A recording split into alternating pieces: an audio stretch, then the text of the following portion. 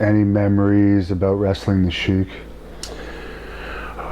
Crazy, you know. I mean, as usual, probably didn't get to the ring. You know, I mean, he'd tack you on the way to the ring or whatever.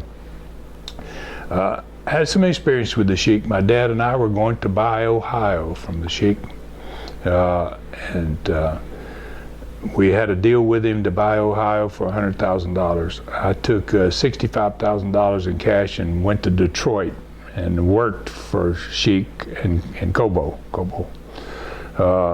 and left him 65 grand in cash that night.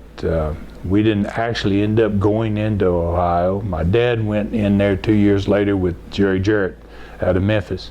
But Sheik was, working with Sheik was What happened to the 65 grand? I never got it.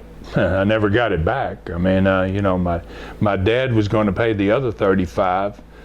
Somehow he didn't pay the other 35. I guess Sheik knew that we didn't want to go in there, or we never really pursued it. We went to one television station in Cincinnati.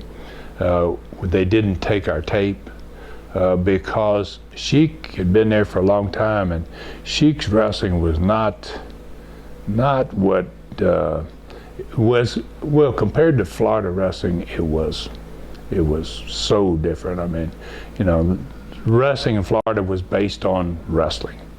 Jack Briscoe. It's a Jack Briscoe type territory, and the Sheik there's no comparison between what the Sheik does and what Jack Briscoe does in the ring. And you could not talk television people into taking a tape that had a lot of blood on it like Sheik was doing. He was lucky to be on some of those stations. Yeah, he's a character to work with.